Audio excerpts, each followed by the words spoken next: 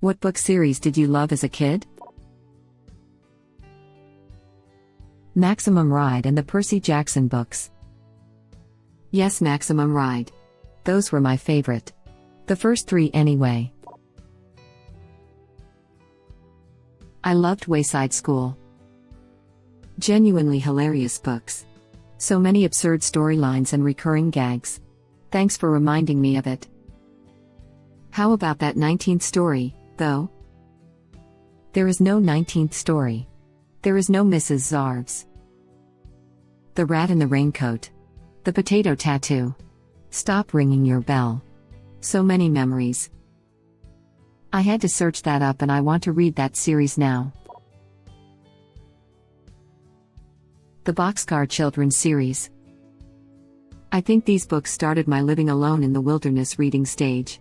I read Hatchet, and I think the sequel, the My Side of the Mountain books, Iceberg Hermit, and Julie and the Wolves. Inkheart Trilogy. Edit, Cornelia Funke just knows how to write children's novels. I guess a lot of you guys seem to agree. Cornelia Funke wrote so many good books, but the first Inkheart is my favorite.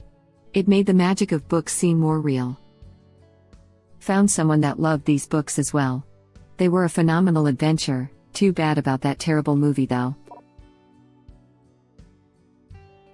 Choose your own adventure. If you like this answer, turn to page 12. If you set the town on fire, turn to page 28. Those random-ass deaths were the worst though.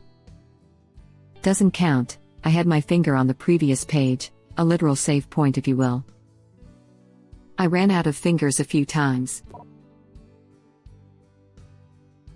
Scary stories to tell in the dark.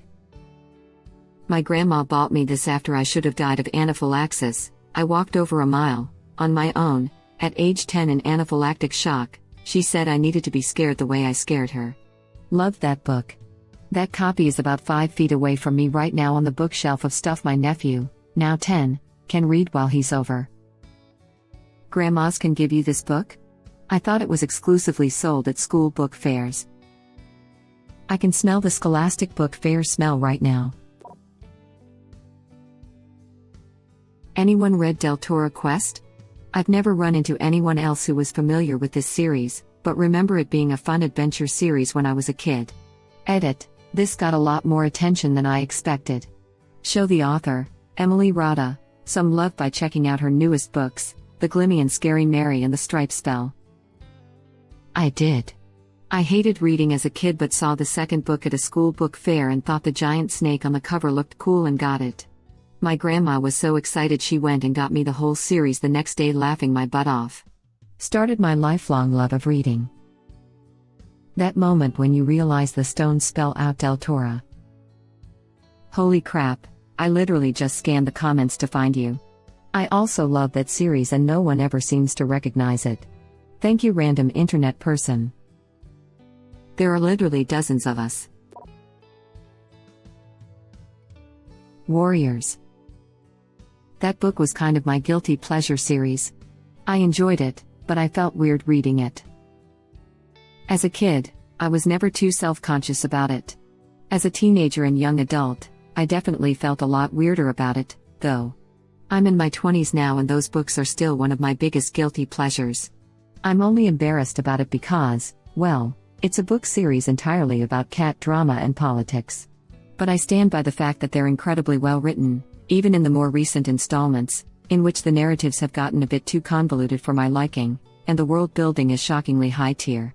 I also remember an interview I read from Erin Hunter, who, at the time, was actually the shared pseudonym of 3 separate women authors. Now there's a whole collective of them, in which it was mentioned that they're always very careful to never use the word said, because even in these books about cat drama and politics, cats don't speak or say things the way people do. Still reading these today. Dang, books keep on coming out. Laughing my butt off, I actually stopped reading when spoilers, Twig Paw becomes Twig Branch, and I just thought they were running out of ideas for the cat names. Otherwise, awesome series. I stopped reading after finishing The Darkest Hour because I was waiting for the next box set to be completed and just never picked them up again. I would love to catch up though. Best books. Surprisingly complex and mature for a children's series too. Like when Tiger Star just got bodied by Scourge. Nightmares from that. Scourge cut him so deep that he lost all 9 of his lives. Briefly spasming each time only to die again. Messed up stuff. Also, they were quite graphic in the description of all the blood flowing out of him. Just bought and read the original 6. The original 6 actually slapped though. I reread them a while back and had forgotten how engaging it was. Oh god, I stopped reading around the J-Paw/Hollypaw era, but dang, the drama was real. If you like that, you would like Guardians of Ga'Hoole. Firestar's death sent me to the school counselor twice. The Pendragon books were actually cool. A series of unfortunate events, Lord of the Rings, Harry Potter, Aragon. I remember Midnighters was a book I really liked as a kid. I don't know a bunch of others. Took forever to find Pendragon. Incredibly cool series. Seriously could make for an awesome TV series. Love those books. I reread the books recently, and so many of the territories are super relevant to today. Particularly Quillen and Velox.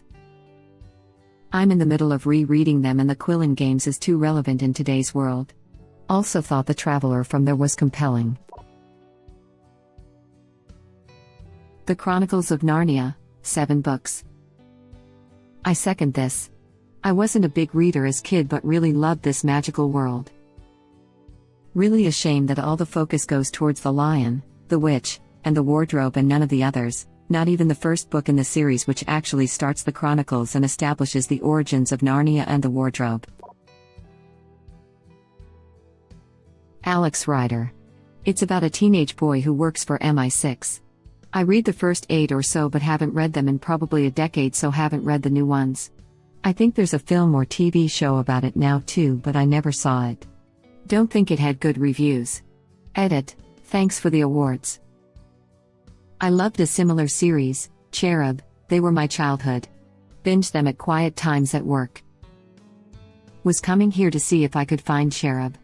It seems like no one I talk to has heard of them. Really good series, sort of a more mature Alex Rider. The Cherub series was amazing. Perfect blend of storytelling and realism. My age pretty much corresponded with the age of James at each book release, so it was great to read something that felt relevant as a teen in the 00s. There was in 2006 and on Amazon Prime. The film's not very good but is okay as long as you pretend it has nothing to do with Alex Rider, and Anthony Horowitz claims it was his greatest disappointment. I haven't seen the TV series but it has pretty good reviews. Web link. Maybe I'll check out the TV series then. I'm just worried it won't live up to my hopes. That was a fantastic series, but man was it depressing sometimes. I felt so bad for the kid. Artemis Fowl. Update, thank you guys so much for the love. I'm glad I'm not the only kid that loved Owen Colfer books. Sames. I am so distraught about the movie they released last year. It could have been great. The first book would have made such a great movie, but they changed the whole story. Why do they still call the movie Artemis Fowl? In the first Artemis Fowl book, Artemis was the bad guy. He's an evil genius, who has a whole hidden race wrapped around his finger. It's essentially a heist. But they changed all of that. They made it a completely different story. Which sucks so much, because I actually liked the casting they did for the most part. I actually liked the female Root played by Judi Dench. I was optimistic for the film after seeing all the first looks and trailers.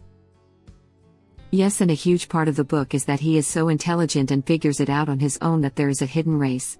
And the book is written so scenic, right word? That it would have been so easy to make it a movie. The female Root is a bad idea because misogyny was supposed to be a whole kind of side plot with Holly. Agreed. I was hoping they were casting women as fairies because it would help with the whole fair folk thing, and stature, and looking kind of more like a child for some races. Not to actually play as women. I knew I wouldn't watch it after they did that, and all the other changes. It was so fundamental to her character that Holly be the first female leprechaun officer that I knew it was going to be another Aragon-esque movie, essentially throwing away the book then acting surprised when it bombs. A series of unfortunate events. This series really made me fall in love with reading. Edit. Thank you all for helping me relive my childhood. I just purchased the box set so I can reread them. This series was a ride. I think I finished it in a week and I was so sad that it got over because it was so different, yet well written. I thought Mysterious Benedict's Society, which wasn't really, but somewhat, similar, was also a really good series. I loved them because they were so effing dark and mysterious. The kids knew what was up and that always resonated with me, also being a kid at the time. But it wasn't fantasy/action like Redwall or Con or Harry Potter, which is what most kids my age were reading. It was this bleak mystery the kids had to solve while protecting themselves, which they did through being smart as hell and ready to persevere through anything as long as they stuck together. Also, Hatchet was a great series. As a displaced, troubled child, hearing that I can use my talents and intelligence to navigate an otherwise incompetent/manipulative world, and that even the adults in my life aren't infallible, just really gave me a sense of resourcefulness and confidence I was searching for. It capitalized on the unfairness of things and how to keep a moral compass in spite of that. Goosebumps. Me Too. The Boxcar Children's Series. The Magic Tree House. Captain Underpants. The Silverwing Chronicles. Hatchet. Goosebumps.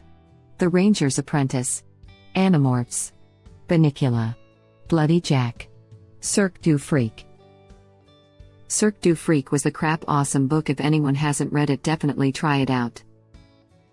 The Ranger's Apprentice. Yes, this was my first big series and I read all 11 books of it in less than a year. This were my first fantasy books too, kind of opened a whole new world for fantasy for me. Ranger's Apprentice by John Flanagan. That series is what got me into reading when I was younger. Edit. Thanks for the silver. It's my first award. Edit 2. Thank you for the awards. Didn't expect it to be for an old favorite book series. Such a fantastic series, although it always felt weird to me how it started as a fantasy series with magic and monsters, but after book 2 there's nothing of the sort, haha. Still loved it to death though. I agree, went from having wargles to just regular people. Laughing out loud. I've always been curious about why.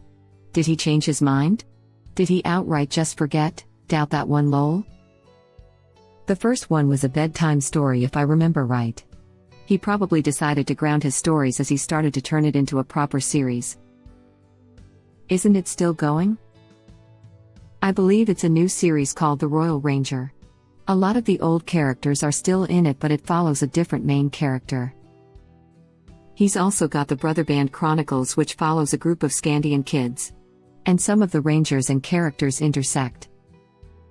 Incredible series, recently reread them. A little out of the age range but still a great series. I read this series as an adult. It's very good and I wish it were around when I was younger. Geronimo Stilton, I think I spelt it right. Honestly, it explains a lot. I like the special ones where he traveled to the kingdom of fantasy. Those were great. Probably what inspired my love of fantasy. That series made me want to find cheese-flavored ice cream and just eat cheese-flavored everything. I loved those books. Plus one for Geronimo, I must have had like 20 of his books. The Magic Tree House, Nancy Drew, I love that crap, Diary of a Wimpy Kid, Goosebumps, Shiver series and so much more. I was a bookworm, still am, and read almost every book in my school library. I would also purchase these books during the Scholastic Book Fair. I would also like to add that I love the Hardy Boys, A to Z Mysteries and those Enid Blyton books. You know, the ones with hardcover that smells like fresh paint and happy memories? Magic Tree House was the stuff. It truly is.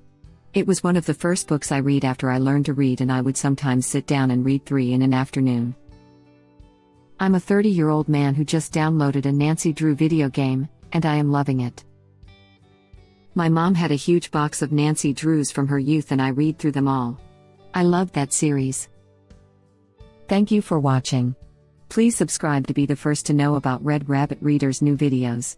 If you like our videos, please like them on YouTube and share them with your friends. We welcome your comments below. Press to start another of our videos.